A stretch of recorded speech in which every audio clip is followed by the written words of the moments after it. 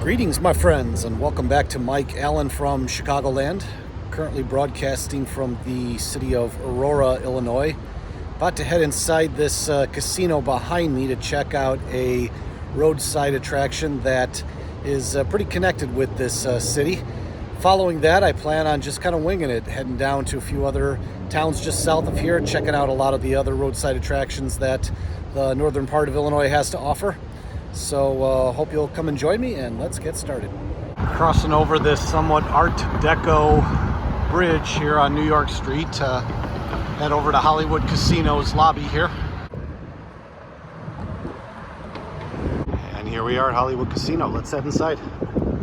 Now, the 1992 movie Wayne's World was set here in the city of Aurora, and right here in the Hollywood Casino is the car reproduction of Wayne's car from the movie. So as I mentioned, this car's a reproduction of the one used in the movie. 1976 AMC Pacer, and it was put on display here in 2017 to commemorate the 25th anniversary of the movie, and it's sat here ever since. Here's a view from the front of the car. They also got these barriers set up. It says Wayne stock, do not cross. Also here next to the Wayne's World car is a 1927 Oakland 6 Roadster, and this car was used as a stand-in in the 1987 film The Untouchables, which stars Kevin Costner as Elliot Ness and Sean Connery as Jim Malone. Robert De Niro also was in the movie as Al Capone. So much of the Chicago scenes in that movie were shot on location in the city, and this car was a part of that movie. Keeping with the Hollywood theme, here's a few of Marilyn Monroe's personal items: shoes, purse. And here's Miss Monroe herself with former New York Yankee great Joe DiMaggio. They were husband and wife for a very short time. And I read somewhere that DiMaggio brought flowers to Monroe's grave on a regular basis after her passing. Back across the bridge, as we got plenty more to see.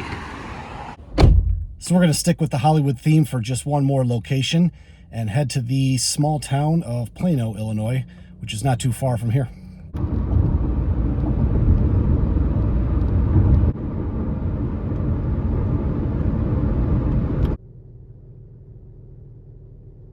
In the town of Plano, Illinois, along the main drag here is a mural of the United States flag that I wanted to just talk a little bit more about.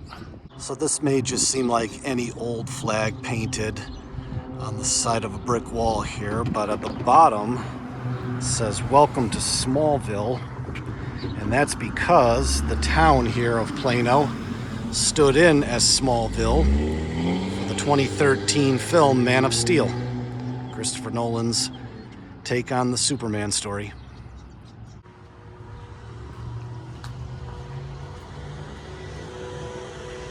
Now, the Amtrak train does run through town here.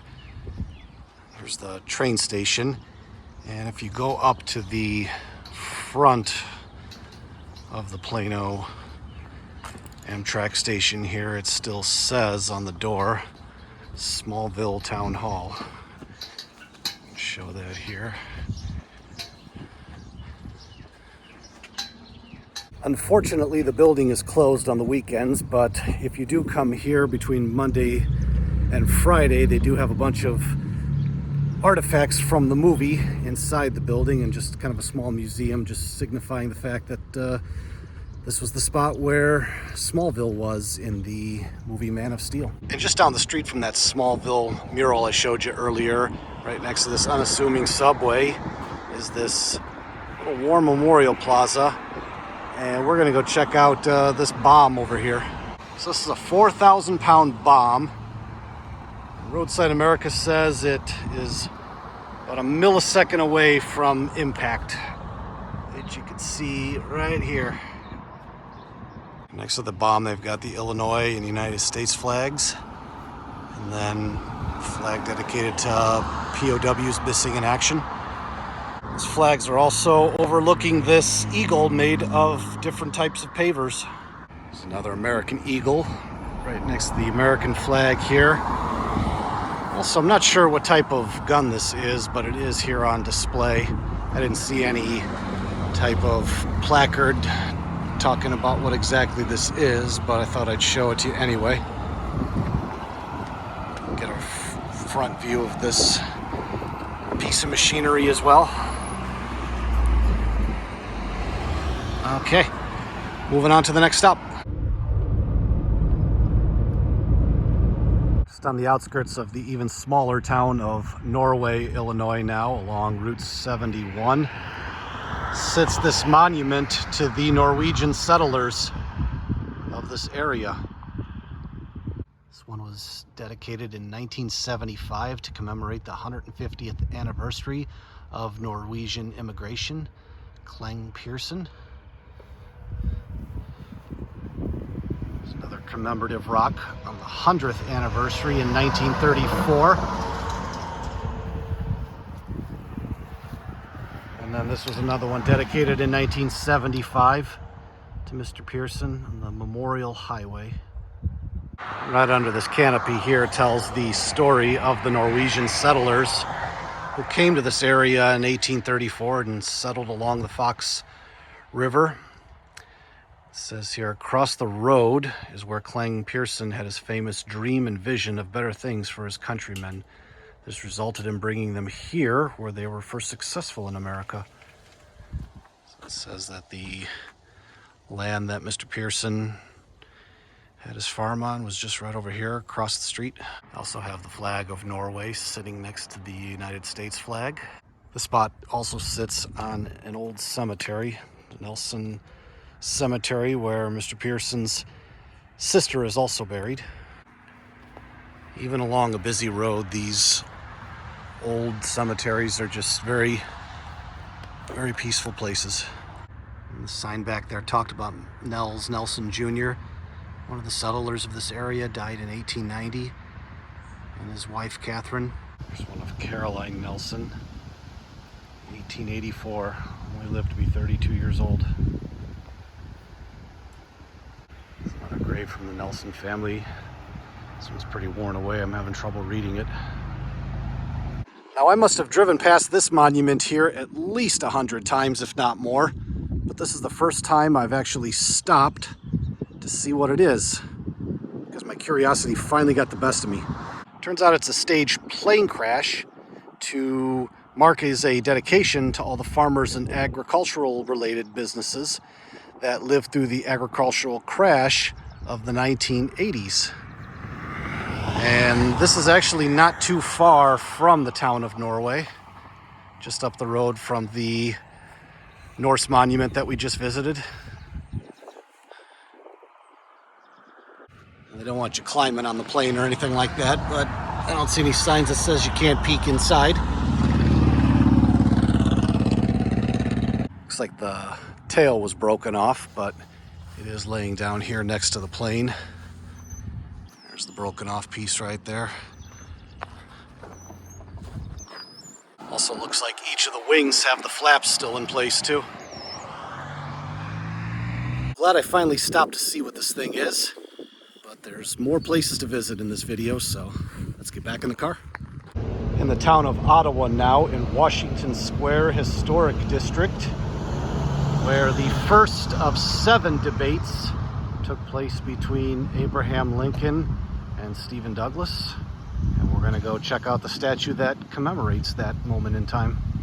And here is the statue commemorating that very first debate for the U.S. Senate in 1858, which Douglas eventually did win, but the newspaper coverage of their 7 debates helped catapult Lincoln into the national spotlight and laid the groundwork for him to receive the Republican Party's nomination for the president in 1860.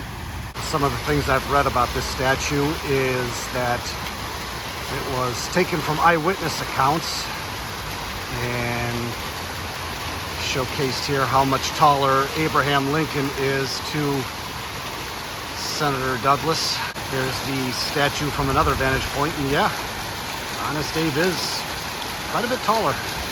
Now, Illinois being the land of Lincoln, this entire state is littered with Abraham Lincoln statues up and down the state, and I'd say I've probably visited, roughly maybe half to 3/4 of them, and can't wait to see a lot more. But in the meantime, let's see what else Washington Square has to offer. Just north of the Lincoln Douglas statue sits this monument to our nation's veterans from World War I, II, Korea, and Vietnam, 1917 to 1973. Some of the names on the walls here. And I was able to find the spot here in the park where the actual debate took place. Looks like this tablet was erected August 21st, 1908 to commemorate the spot where the two men held their very first of 7 debates. They also have a time capsule buried here next to the tablet stone, saying it was buried in 2009. Boy, I tell you, I'm sure the townspeople realize the historical significance of this location, but it's kind of strange just seeing people kind of just going about their day, just using this as a regular park, but it was the site of quite a historic thing that happened here. So let's see what else this place has to offer. This here is a Civil War monument that was dedicated to the soldiers from Livingston County that served in the war. Here's the monument from the other side now, and it shows the dedication, September 21st, 1873. They got a placard that shows it was rededicated in 2006. And right across the street from the park, there's a mural of the debate that took place here in Ottawa in 1858. Try and get a closer look too. There's a closer look of the debate with Lincoln and Douglas. Lincoln acknowledging the crowd. Just a couple blocks south of the Lincoln and Douglas statue is this one here, Radium Girl, erected in 2011. So here in town was a company called Radium Dial, and they were primarily responsible for painting instruments with dials on them, like watches and clocks and other various types of instruments, while using radium paint. And many of the women who were responsible for painting these instruments got sick with radium poisoning, and this Radium Girl monument is a commemoration of those women who eventually got sick and died because of the radium poisoning. And so right next to the statue, they do have a plaque here talking about the Radium Girls. And I was just talking to one of the locals in town here, just giving me a little bit more information about this place. And Radium Dial actually used to sit right here, and she was telling me that nothing's been built over here due to the fact that radium was being used, and it's such a poisonous and hazardous material. That's why this is gated off right here. And the local here in town was also telling me that much of the site and the hazardous material was removed from here and buried somewhere on the outskirts of town. She also told me that this hardware store used to be a car dealership. Things you find out when you talk to the locals. One last stop in Ottawa now, and sitting here at the Ottawa Avenue Cemetery, right along the Illinois River, sits the grave of one William D Boyce, who was the founder of the American version of the Boy Scouts. Here's Mr. Boyce's gravesite, 1858 to 1929. Looks like he's got a family plot here with several others from his family. His statue is just over here, and they do have a walking path from his grave back over to the statue. The sculpture behind me is called the Ideal Scout, so the Ideal Boy Scout, which was erected in 1941. Now, Mr. Boyce was said to have started the Boy Scouts of America when he was in London preparing for an expedition to Africa, And the legend says is that he got lost in the fog while in London, and a Boy Scout came and helped him find his way back to where he was going. And the boy refused any type of tip or compensation, just stating that he was doing his Boy Scout duty. Well, Boyce was so impressed by that, he decided to bring the scouting program that started in England, decided to bring it over here to America. Now, there's nobody really knows if that story is true or not. It's kind of been told as more of a legend than anything, but it's still a fun story nonetheless. And what is true is that Mr. Boyd did start the Boy Scouts of America. There's some more information here on the statue. It talks about in appreciation of his service to the boyhood of America. June 21st, 1941. Now, I was in Cub Scouts as a little boy. I ended up getting my Arrow of Light, which was the highest badge you can get as a Cub Scout and was the only badge that you take with you to Boy Scouts. But I got my Arrow of Light, and then I quit the Scouts program after that. But I do remember a couple of my friends did go on and become Boy Scouts, and one even got his Eagle Scout. Now, the town of Ottawa, I have learned, is just filled with history, so I may have to make a return visit here and just do a standalone video on just the town and a lot of the history in and of itself. There's a Boy Scout museum dedicated to Mr. Boyd.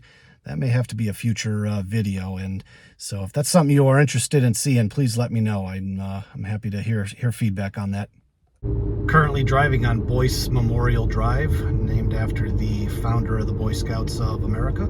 Took a drive over to the town of Peru, Illinois, right along the Illinois River, to just check out one more roadside attraction here in this video. Right here in this unassuming neighborhood here on the southwest side of town sits this. An old tree carved in the shape of the Vulcan greeting. It says here, "Live long and prosper." Couldn't find too much information on this roadside attraction here, but I did have to come check it out nonetheless because I do love Star Trek and pretty much any type of sci-fi adventure that takes place in outer space. Yeah, this carving just sits in somebody's front yard right here. This unassuming house, this unassuming neighborhood. So I really do appreciate you joining me today as I ventured from Aurora down here to Peru, checking out several historical and just non-historical roadside attractions along the way.